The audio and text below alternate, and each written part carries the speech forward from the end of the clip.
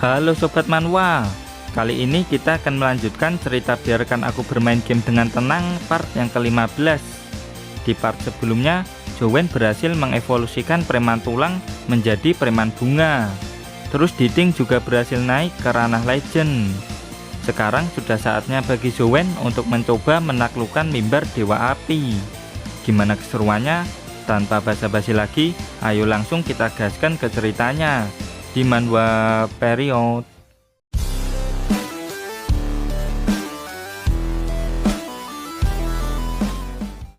Panel berada di dungeon mimbar Dewa Api versi gaming. Preman terbang, maju! Teriak Jowen. Dan wush! Preman terbang bertugas untuk mengalihkan perhatian dari sebagian besar burung api penjaga mimbar. Sedangkan Jowen akan terbang menuju puncak mimbar dengan menggunakan skill Dragon Sky. Maksud, Jowen dengan mudah menghindari serangan burung api. Dengan skill ini, Jowen sekarang bisa menggunakan teknik Pargoy brutal di udara. Setelah digunakan buat Pargoy, sekarang Jowen jadi yakin kalau skill Dragon Sky mampu beradu dengan kecepatan si burung api. Dirinya langsung gas dengan kecepatan tinggi menuju puncak mimbar. Si burung api ini nyaris tidak bisa mengejar kecepatan Jowen.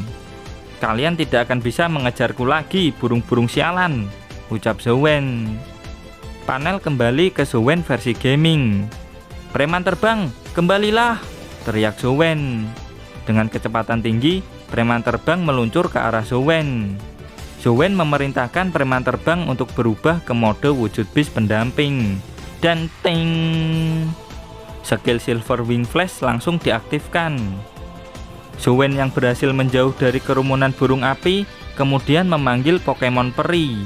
Dan dawas!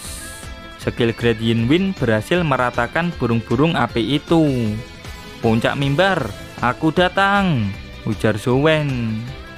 Akhirnya Jowen pun berhasil mencapai puncak mimbar Dewa Api. Ternyata di dekat sana ada sebuah tungku perapian yang nge-spawn burung-burung api ini. Nggak pakai lama, Jowen langsung menggunakan kipas peri dan bush! Api yang menyelimuti prasasti itu langsung padam. Prasasti itu bertuliskan Ancient Emperor Sutra. Tiba-tiba jantung Jowen berdetak lebih cepat. Dia merasakan rasa sakit yang luar biasa di jantungnya. Jowen merasa kalau jantungnya itu berasa disayat sama benda tajam. Sontak Jowen langsung berteriak sekencang-kencangnya. Sayatan itu seperti membentuk sebuah pola pada jantung Jowen. Sial, kalau gini terus aku bisa pingsan. Kenapa Sutra Immortal diem aja, anjir? Batin Jowen sambil menahan rasa sakit. Jowen pun langsung muntah darah. Lalu di jantungnya sudah terukir tulisan Emperor. Setelah itu, rasa sakit tadi perlahan mulai menghilang. Jantungku kembali normal. Syukurlah, batin Jowen. Dirinya hampir mati gara-gara mempelajari teknik kultivasi Ancient Emperor Sutra. Saat mau mati, biasanya Sutra Immortal menolongnya. Tapi kali ini agak lain. Sutra Immortal diem-diem baik. Lalu dari tungku perapian muncul sebuah pedang. Tumben banget dapatnya item. Biasanya bis pendamping, batin Jowen. Saat Jowen mau mengambilnya, ternyata tembus. Kenapa nggak bisa ku pegang? Benda gaib kah? Batin Jowen versi dunia nyata. Wet. Berapa kali pun Jowen mencoba tetap percuma. Dia nggak bisa memegang pedang tersebut. Pedang apaan ini? Scam anjir, batin Jowen. Capek-capek manjat, cuman dapat pedang scam anjir, umpat Jowen dengan kesal. Tiba-tiba dari pintu ada yang teriak kalau ada paket. Ternyata itu adalah surat dari Ouyang Ting, mantan kepala sekolah waktu Jowen masih SMA dulu. Setahu Jowen, kakek tirinya ini pergi mengeksplor wilayah dimensional. Dia nggak nyangka kalau Pak Tua itu masih punya waktu untuk mengirimi Jowen surat. Ternyata di dalam amplop isinya adalah sebuah kartu nama dari sebuah toko dimensional yang bernama Si Yuan. Ada sebuah nomor juga yang tertulis di kartu tersebut. Nggak pakai lama, Zowen langsung menghubungi nomor tersebut. Tapi nomor itu tidak terdaftar. Itu artinya nomor ini bukanlah nomor telepon. Jadi Zowen memutuskan untuk pergi ke si Yuan Store saat longgar nanti. Lee Suwan datang main ke kamar Zowen. Tahu nggak? Aku sekarang udah naik ke ranah legend loh, ucap Lee Suwan dengan bangga. Oke, itu luar biasa, balas Zowen dengan wajah datar.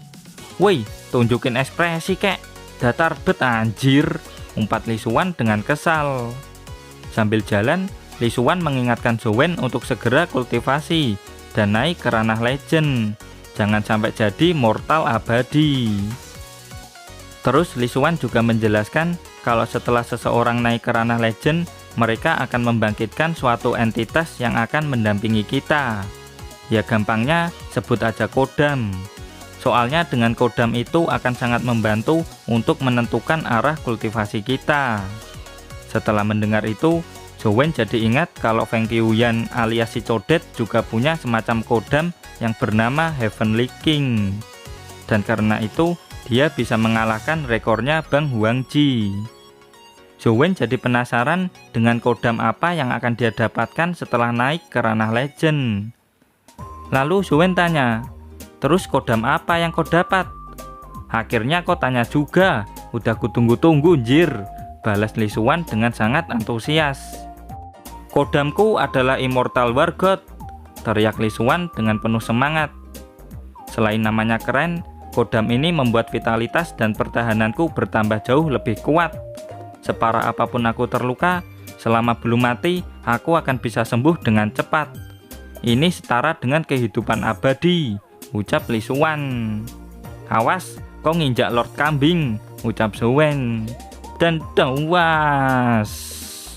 Lord Kambing Simulator langsung menendang Lee Suwan sampai terhempas cukup jauh. Itu kambing apaan, cok? Sekali tendang rasanya langsung mau ke akhirat anjir, ucap Lee Suwan yang udah tepar nggak berdaya. Kenalin, Lord Kambing Simulator nih bos. Selain itu, kau kan punya tubuh abadi, jadi jangan manja, ujar Zowen. Manja dengkulmu, tubuh abadi tetap merasakan rasa sakit anjir, ucap Lee Suwan. Sebelum pergi ke rumah sakit, Lee Suwan mengingatkan ke Zowen supaya cepat-cepat menyusulnya naik ke ranah legend. Jangan cuma ngegame di kamar. Kata-kata Lee Suwan ada benarnya. Jika dirinya tiba-tiba bertambah kuat dan naik ke ranah legend tanpa pernah terlihat latihan, justru akan membuat orang-orang merasa curiga.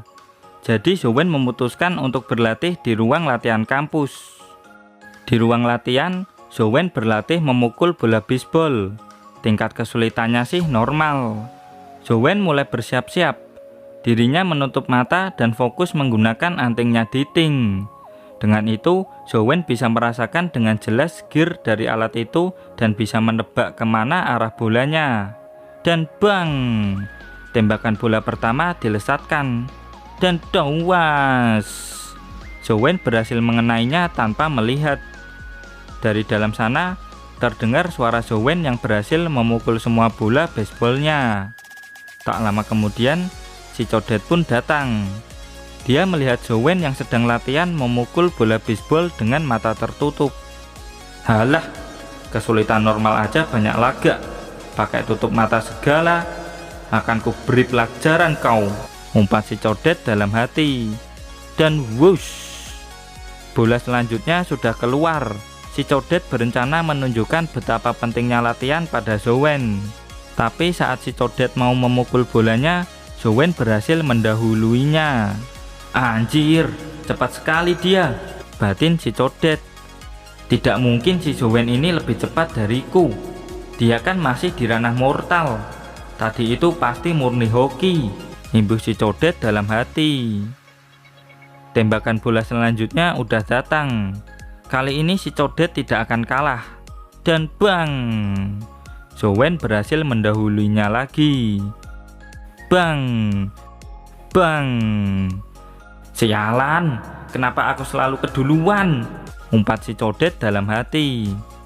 Lalu saat dia melihat Zowen pergi, Dia bilang kalau masih ada bola terakhir. Dan bang!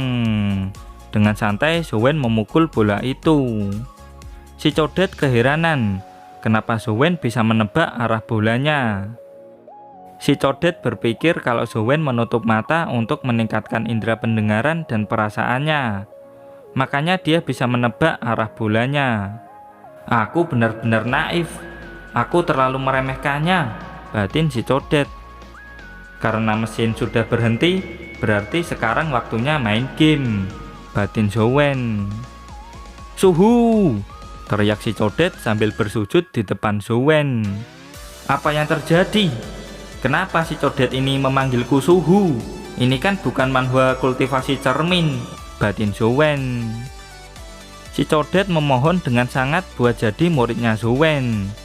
Dia minta maaf atas sikapnya yang kemarin. Jika Zowen masih menolak, dirinya rela membayar Zowen. Si Codet pun langsung mentransfer uang ke rekening Zowen, supaya Zowen menerimanya jadi murid. Setelah menerima 50.000 yuan atau sekitar 7.000 dolar, Zowen pun tidak bisa menolak permintaannya. Lagian lumayan juga duitnya buat nambah uang jajan. Baiklah, aku akan menjadi suhumu. Tapi aku nggak janji bisa mengajarimu banyak hal, ucap Zowen. Siap suhu, aku akan terus memperhatikan perkembanganmu dan belajar banyak dari itu. Aku juga akan mengubah sikapku untuk tidak meremehkan orang lain, terutama dari penampilannya, tegas si Codet. Singkat cerita, Zowen sudah kembali ke kamarnya. Tidak disangka, sekarang dia menjadi suhunya si Codet. Bahkan si Codet sampai memberinya uang yang lumayan banyak.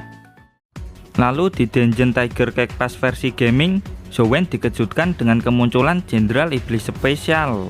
Kali ini yang muncul adalah tipe kertas. Zowen langsung memanggil kedua premannya. Dengan skill Star Sword Key Slash, Zowen sudah siap buat mengalahkan si Jenderal Iblis Spesial tipe kertas ini. Waktu menunjukkan jam 10 pagi. Dirinya mendapat skill dari Jenderal Iblis Spesial tipe pedang, yang artinya skill ini adalah counter untuk Jenderal Iblis Spesial tipe kertas. Tapi Zowen cuma bisa menggunakan skill Star Sword Key Slash 1 kali doang. Dan kalau gagal, maka kesempatan emas ini akan terbuang sia-sia. Pertarungan melawan Jenderal Iblis Spesial tipe kertas berlangsung sangat sengit. Bahkan Jenderal Iblis tipe kertas ini masih bisa menyerang Zowen meskipun preman terbang dan preman bunga melawannya 2 versus 1. Preman bunga mengeluarkan skill Poison Water Toad untuk mengalihkan perhatian si Jenderal Iblis kertas. Tapi Jenderal Iblis kertas menyerap serangan preman bunga dengan skill Black Hole. Curang banget anjir, itu kan skillnya Jenderal Iblis pedang, teriak Zowen. Kemudian Black Hole itu mengarah ke Zowen. Dengan cepat Zowen berusaha menghindar, dan whoosh, Poison Water Toad dikembalikan pada Zowen. Hal ini membuat si preman bunga panik. Tapi serangan itu belum cukup untuk mengalahkan Zowen. Dari belakang, Zowen mengeluarkan skill Star Sword Key Slash. Melihat itu, Jenderal Iblis kertas langsung panik, dan sering, dia pun langsung terbelah jadi 2. Ternyata Zowen bertahan menggunakan skill pertahanan Buddha Lotus. Sekarang Zowen benar-benar kehabisan energi esensi. Ternyata Black Hole-nya Jenderal Iblis kertas memiliki efek untuk mengembalikan serangan lawan. Dan karena serangannya adalah Poison Water Toad, Zowen bisa bertahan dengan skill Buddha Lotus. Dan hokinya, Jenderal Iblis kertas ini ngedrop telur bis pendamping. Itu kan telur bis pendamping. Hokinya Solo belum habis kah? Batin Zowen. Berikut status dari telur bis pendamping Jenderal Iblis kertas. Lalu muncul notifikasi apakah Zowen mau menetaskannya apa enggak. Yes! Teriak Zowen sambil mengeluarkan aura merah Jenderal Iblis Spesial. Saat menetaskan monster kuat, seperti biasa, Zowen merasakan rasa sakit yang luar biasa. Zowen berusaha bertahan dari rasa sakit ini. Sutra Immortal juga membantunya mengurangi rasa sakitnya. Dan ting, perjuangan Zowen nggak sia-sia. Jenderal Iblis spesial tipe kertas berhasil ditetaskan. Nggak pakai lama, Zowen langsung mereviewnya. Pertama di Gua Semut Preman, lalu lanjut melawan pasukan skeleton. Bahkan Jenderal Skeleton sama sekali bukan tandingannya. Badas banget anjir, teriak Zowen dalam hati. Monster dimensional tingkat legend puncak benar-benar berbeda. Mereka tidak bisa dibandingkan dengan monster legend yang lain. Dengan keberadaannya, farmingku akan jauh lebih mudah, ucap Zowen dengan penuh senyuman. Maaf, aku telat, ucap Zowen yang udah ngos-ngosan. Zowen hampir melupakan kelasnya Bu dosen Wang Fei. Dia bisa bolos kelas lain, tapi tidak untuk kelasnya Bu dosen Wang Fei. Kalau sampai nggak datang, Zowen bakal mampus. Hahaha, untung kau datang. Kalau enggak, udah mampus kau, ujar Li Xuan. Bacot anjing, balas Zowen. Bu dosen Wang Fei mulai menjelaskan kalau ujian terpadu akan segera dimulai. Materi ujiannya adalah ujian pertahanan, yaitu mengambil item di dalam minyak panas. Yang kedua ujian kecepatan, yaitu lari di atas tali kertas. Yang ketiga ujian kekuatan, yaitu mengangkat kuali batu. Dan yang keempat ujian energi esensi, yaitu menyerap energi sungai gunung. Ini sebenarnya mau ujian apa mau sirkus anjir, batin Zowen dan Li Xuan. Para peserta ujian akan diberi skor sesuai dengan performa mereka, dan 10 besar akan berkesempatan untuk memasuki Kastil Ziwei. Dari obrolan netizen di belakang Zowen, Kastil Ziwei ini menyimpan banyak harta karun rahasia. Bahkan ada yang sampai dapat telur bis pendamping tipe malaikat. Rumor tentang Kastil Ziwei yang katanya punya banyak sekali keuntungan itu sebenarnya masih berada di wilayah peninjauan Universitas Sunset. Singkat cerita, kelas pun berakhir. Dan jujur Li Xuan pengen banget pergi ke sana. Zowen pun heran, kenapa tuan muda keluarga Li pesimis nggak bisa masuk ke top 10. Li Xuan pun menjelaskan kalau para senior Universitas Sunset itu kuat-kuat. Ada Bang Huangji dan Bang Haifeng. Terus di tahun pertama ada si Codet Feng Qiuyan dan Jing An. Terus ada Wang Lu yang merupakan loli paling hoki sejagat manhwa. Wang Lu? Oh, maksudmu Xiao Lu tetangga loliku itu ya? Ucap Zowen. Dia itu bukan loli sembarangan, jangan meremehkannya, ucap Li Xuan. Kemudian dijelaskan kalau Xiao Lu punya teknik spesial yang bernama Rejuvenation. Karena teknik ini, dia memiliki kekuatan burung pinik. Saat naik ranah ke tingkat legend, dia akan turun ke ranah mortal lagi, karena efek dari Rejuvenation. Bahkan saat mencapai ranah epic, dia akan kembali ke ranah mortal lagi. Tapi saat dirinya melakukan Rejuvenation, statnya akan naik dengan signifikan saat naik ranah. Saat ini dia sudah 2 kali melakukan Rejuvenation ketika mencapai ranah legend. Jadi jangan meremehkannya hanya karena dia ini loli. Berarti selain hoki tingkat maksimal, dia juga bisa jadi sangat OP. Bukankah itu sama saja kayak karakter nge-cheat? Kukira cuman diriku yang pakai cheat. Ternyata ada yang lebih nge-cheat lagi anjir, batin Zowen. Dalam hati, Zowen gak tertarik sama peringkat 10 besar Universitas Sunset. Tapi jujur Li, dia juga ingin ke Kastil Ziwei. Siapa tahu di sana ada harta karun yang bisa membantunya naik ranah ke tingkat legend. Zowen juga berharap kalau di Kastil Ziwei ada tanda dungeon. Jadi dia bisa grinding lewat HP saktinya. Tiba-tiba dari belakang ada yang memanggilnya. Ternyata itu adalah Aseng. Dia datang buat jemput Zowen. Soalnya Mamahlan mau ketemu sama Zowen. Singkat cerita, Mamahlan sudah menunggu kedatangan Zowen di depan sebuah toko. Zowen pun tanya, ada apa memanggilnya kemari? Mamahlan nggak menjawabnya dan langsung mengajak Zowen buat masuk ke dalam. Zowen pun menyadari kalau nama tokonya adalah si Yuan, sama seperti kartu nama yang diberikan Pak mantan kepala sekolah padanya. Saat masuk ke dalam, Mamah Lan bilang dia sedang mencarikan Jing An hadiah ulang tahun.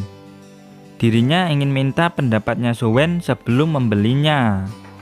Di dalam toko ternyata terlihat sangat mewah. "Toko semewah ini kenapa sepi?" tanya Zowen.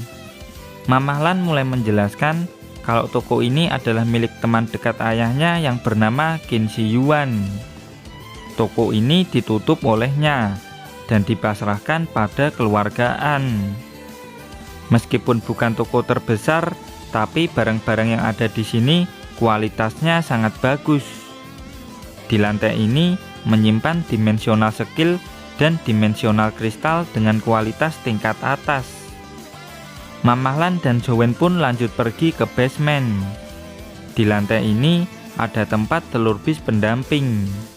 Koleksi telur bis pendamping di sini sangat banyak.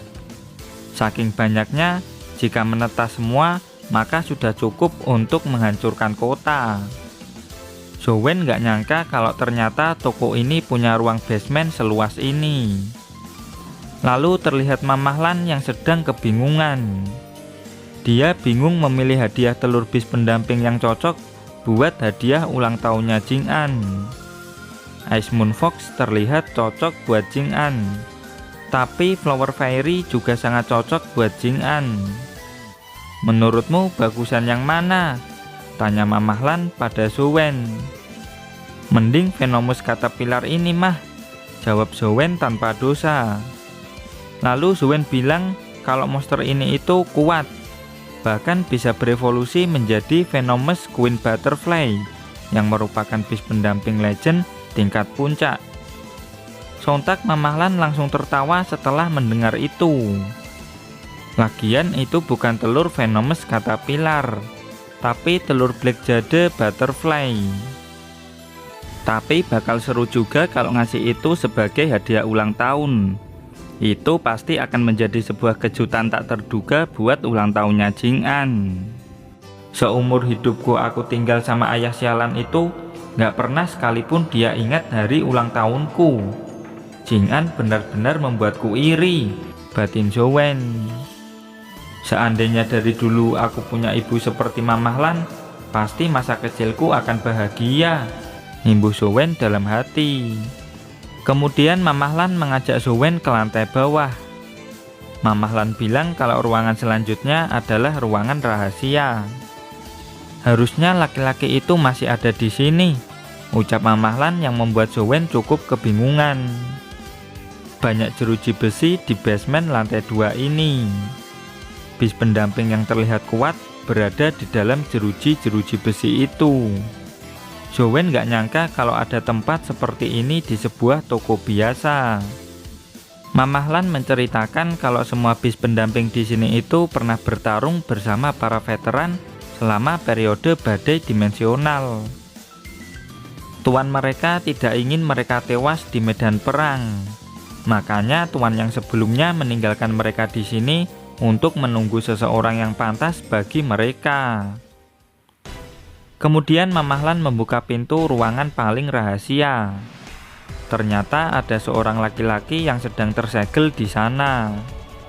"Apa laki-laki ini juga bis pendamping?" tanya Zowen. Mamah Lan nggak tahu pastinya, tapi setiap datang ke sini ayahnya selalu menemuinya. Mamah Lan nggak nyangka kalau sudah bertahun-tahun orang ini masih berada di sini. Saat kecil Mamah Lan juga sudah menanyakan siapa orang ini sebenarnya, tapi ayahnya tidak pernah menjawabnya. Bahkan Paman Qin Shi Yuan nggak tahu informasi apapun tentang laki-laki misterius ini.